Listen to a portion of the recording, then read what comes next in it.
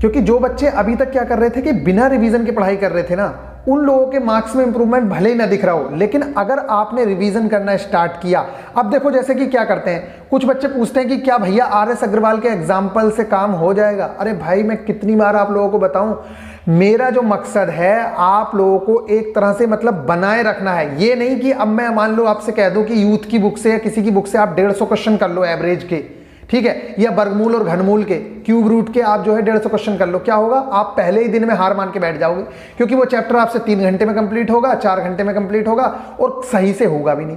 इसीलिए मेरा मानना ये रहता है कि पहले बच्चे में इंटरेस्ट मतलब आए तो सही, वो बच्चा करना तो शुरू करे। अब उसे पहले दिन ही अगर उसके सर पे इतना सारा लोड डाल दोगे तो वो बच्चा छोड़ के भाग जाएगा कि यार ये मुझसे ना हो पाएगा।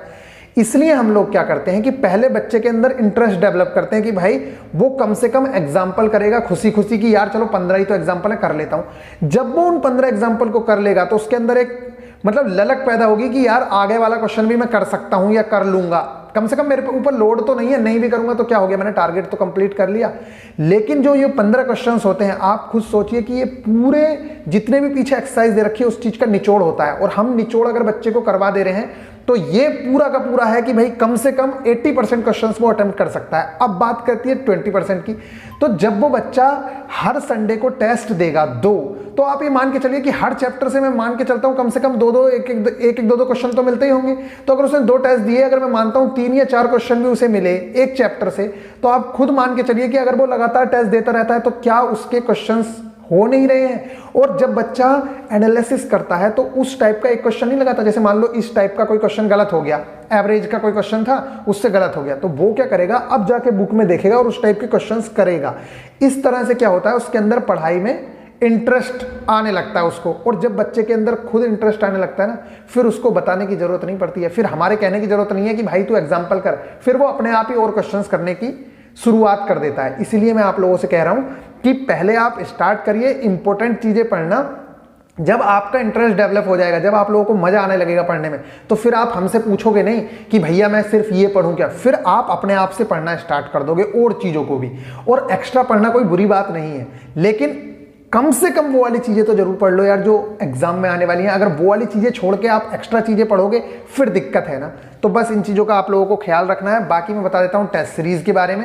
अगर किसी भी बच्चे ने अभी तक टेस्ट सीरीज वगैरह परचेज नहीं की है तो आप यार खुद विश्वास मानिए, मैं कितनी बार बताऊं कि एक टेस्ट कम से कम, देखो हम लोग 2 टेस्ट कराते हैं हर संडे को, उस टेस्ट के बहाने ही बच्चा आराम से पढ़ाई करता रहता है, पूरे हफ्ते वो पढ़ाई करता है। अब अगर आप टेस्ट नहीं दे रहे हो तो इसका मतलब यह है कि आप पूरे हफ्ते मन से पढ़ाई नहीं करोगे। क्योंकि खुद देखो यार, अगर आपकी सिस्टर का पेपर है तो वो सिस्टर आपकी लगातार पढ़ रही होगी, अगर आपका पेपर नहीं है तो आप थोड़ी लापरवाही कर सकते हो। तो मेन यही कॉन्सेप्ट है। हम क्या करते हैं, एग्जाम का माहौल बना के रखते हैं कि हाँ भाई हफ्ते बाद बच्चे को पेपर देना है, तो बच्चा क्या करता है, पूरे हफ्ते बहुत अच्छे से पढ़ाई करता है। फिर जब उस चीज का एनालिसिस होता है तो आप खुद सोच के देखिए यार कि एनालिसिस जब होगा, 200 क्वेश्चन का एनालिसिस करेगा तो 200 क्वेश्चन से उसके 1000 क्वेश्चन क्लियर होंगे।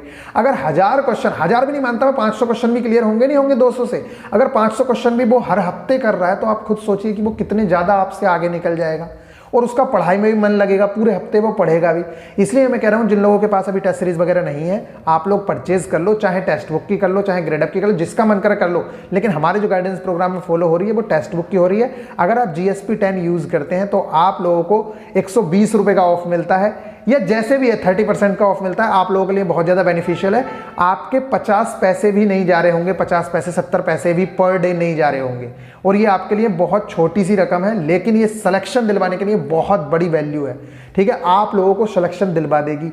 अब मैं तो कहता हूं कि अगर किसी बच्चे का टेस्ट सीरीज से 1 नंबर भी बढ़ रहा है और उससे उसका सिलेक्शन हो गया, तो आप बताइए कि आपने 270 रुपए में क्या चीज गेन कर ली। आपको पता है 27-28 हज़ार रुपए तो पर मंथ लेगो नहीं लोगे। ठीक है, 27-28 हज़ार पर मंथ तो होगी ही सैलरी, ये नहीं है। ठीक है, तो बस बाकी तो मैं कितना ही समझाऊं, आप लोगों को बार बार बोलता रहता हूं। जो लोगों को समझना है वो समझ सकते हैं, नहीं समझना है आप लोग मत समझिए। फिलहाल बात करते हैं कि टारगेट्स के बारे में, क्या क्या हम लोगों के टारगेट्स हैं।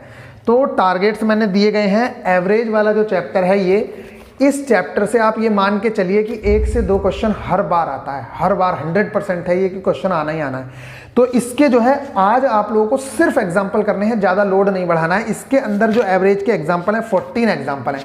इन एग्जाम्पल्स को अगर कम टारगेट होता है तो मैं आप लोगों से वही चीज़ कहता हूँ कि आप लोग बहुत ज़्यादा समझ के करिए।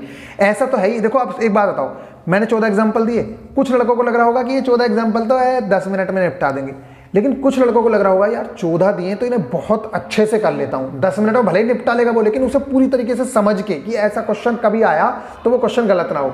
तो ये तरीका होता है करने का।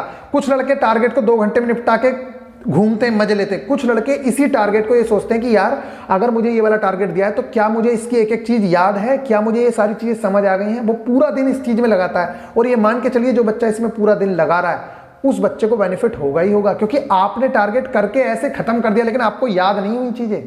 मैथ्स की बात नहीं कर रहा हूं, स्टैटिक जीके में भी आपको याद नहीं हुई, लेकिन जिस बच्चे ने पूरा दिन लगाया उसमें पूरे दिन वो टारगेट्स में ही घुसा रहा, ये मान के चलिए कि उस बच्चे ने आपसे बहुत ज्यादा चीजें कर ली हैं। और जब क्वेश्चन आएगा तो आप कंफ्यूज हो रखे होगे कि यार आंसर क्या है, आंसर क्या है। वो जो बच्चा पूरे दिन पढ़ा था और लगातार वो रिवीजन करता रहा, उस बच्चे का क्वेश्चन सही हो जाएगा। आप लोग एक मार्क्स कम नहीं कर, अपना 1 मार्क कम नहीं करोगे, 1.33 मार्क्स कम करोगे, क्योंकि आप गलत का भी निपटा के आओगे, क्योंकि आप लोगों को लग रहा होगा ये है। इसीलिए तो कहते हैं या तो पढ़ो ही मत, और पढ़ो तो फिर ऐसा करो कि साला क्वेश्चन छूटे ना। मतलब अगर छूट भी रहा है तो देखो 5-10 क्वेश्चन सबके गलत होते हैं, लेकिन ऐसा ना हो कि हर क्वेश्चन में आपका कंफ्यूजन बना रहे। और कंफ्यूजन तब बना रहता है जब हम चीज़ों को अच्छे से रिवाइज नहीं करते हैं। ये सारी चीज़ें आप लोगों को बता दी मैंने, तो इतना आप लोगों को करना है। इसमें 14 एग्जाम्पल है, बहुत सिंपल सी चीज़ें हैं। एवरेज का मतलब सब लोगों को पता ही है कि एवरेज चीज़ क्या होती है, ठीक है। एवरेज कुछ नहीं है।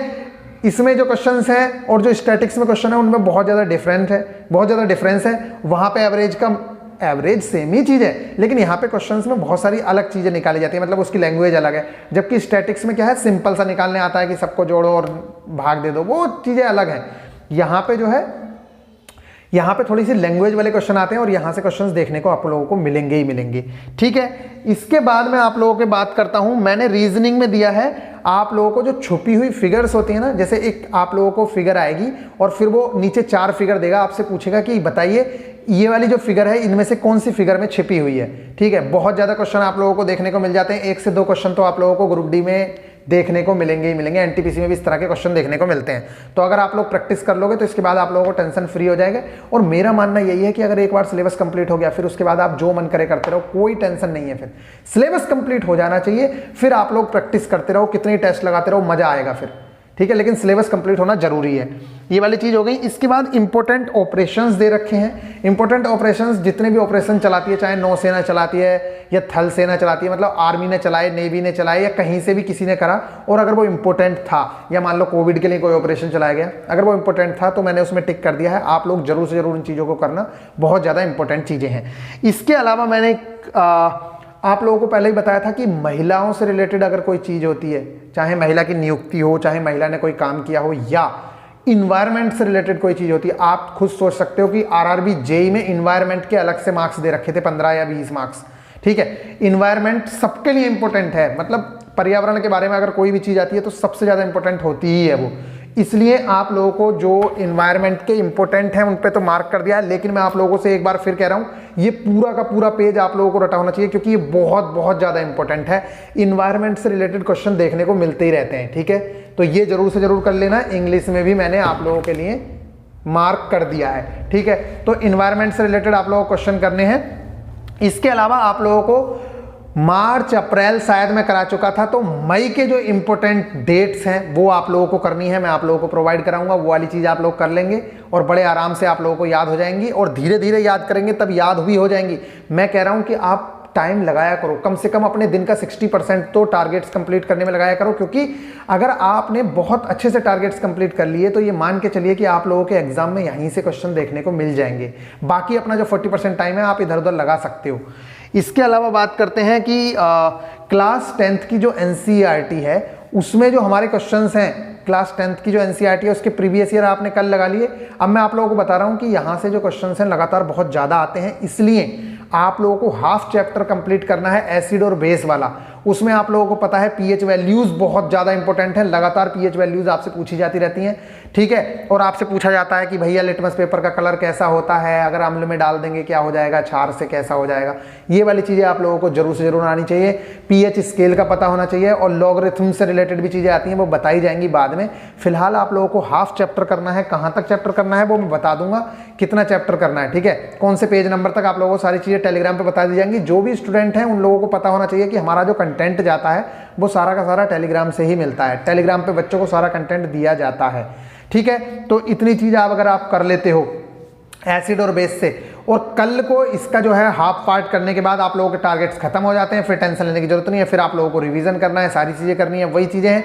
लेकिन इसके जो प्रीवियस ईयर हैं बहुत ज़्यादा इंपॉर्टेंट है। यहाँ से प्रीवियस ईयर में बहुत ज़्यादा क्वेश्चंस देखने को मिलते हैं। जैसे मैंने पहले भी बताया था कि 9th की एनसीईआरटी से तो कम क्वेश्चंस हैं, लेकिन 10th की एनसीईआरटी के हर चैप्टर से 200 250 क्वेश्चंस आते हैं, ठीक है, आए हुए हैं प्रीवियस में। तो वो सारे क्वेश्चंस आप लोगों को जरूर से जरूर देख लेने हैं कि कैसे क्वेश्चंस आए। जो मतलब अब मान लो कोई एग्जाम है जो केमिस्ट्री से रिलेटेड ही है, उसकी पोस्ट से, तो उसके क्वेश्चंस आप लोगों को करने की जरूरत नहीं है। सिर्फ आप अपने आरआरबी ग्रुप डी के एग्जाम के और एएलपी जेई के प्री के क्वेश्चंस देखें, बस मेंस के क्वेश्चन देखने की आप लोगों को जरूरत नहीं है, ठीक है। इतनी चीजें हो गई। इसके अलावा जो प्लांट्स हैं उसमें जो रोग होते हैं, ठीक है, जैसे खैरा रोग किससे रिलेटेड है, ठीक है, ये वाली चीज़ें बहुत ज़्यादा, ब्लैक हार्ट रोग किससे रिलेटेड है, ये वाले इतने ज़्यादा इंपॉर्टेंट चीज़ें हैं, मतलब बहुत ज़्यादा यहाँ से क्वेश्चन देखने को मिलते हैं।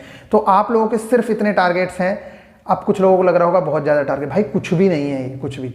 अगर करने को बैठोगे तो 2 घंटों में कर लोगे, लेकिन मैं 2 घंटे नहीं, मैं कहता हूँ आप इसमें 5 घंटे दीजिए, लेकिन वो सारी चीज़ें आप लोगों को याद होनी चाहिए। क्योंकि जो बच्चे कहते हैं ना कि भैया एक्यूरेसी नहीं आ रही, एक्यूरेसी ना आने का वही कारण है कि आप टारगेट कंप्लीट करके छोड़ देते हो कि होगा होगा हो। ऐसे नहीं होगा भाई, आप लोगों को वो चीज़ें याद करनी पड़ेंगी। मिलेंगे फिर नेक्स्ट वीडियो में, तब तक के लिए भाई लगे रहिए। और जो लोग करा रहे हैं ना, आप लोगों ने देखा कि टारगेट्स कितनी अच्छे से और मतलब इतनी जल्दी करा दिए, जैसे बच्चा कर ही लेगा। क्या हर दिन टारगेट पूरा कर लेगा? भाई उसको रिवीजन का भी टाइम चाहिए, सब कुछ। अब वो कॉपी पेस्ट तो कर नहीं सकते इतना कि भैया वो 4:2:1 ही अपनाने लग जाएं। क्या पता अपनाने भी लग जाएं, अभी देखेंगे आगे क्या होता है। चलो फिर मिलते हैं नेक्स्ट वीडियो में, तब तक के लिए बाय, टेक केयर। जिन लोगों ने अभी तक टेस्ट सीरीज वगैरह परचेज नहीं किया, आप लोग टेस्ट सीरीज परचेज कर लीजिए। आप लोग पूरे हफ्ते बहुत अच्छे से पढ़ पाओगे और टेस्ट दोगे तो आप लोगों का रिजल्ट भी बहुत ज़्यादा इंप्रूव होगा। Take care.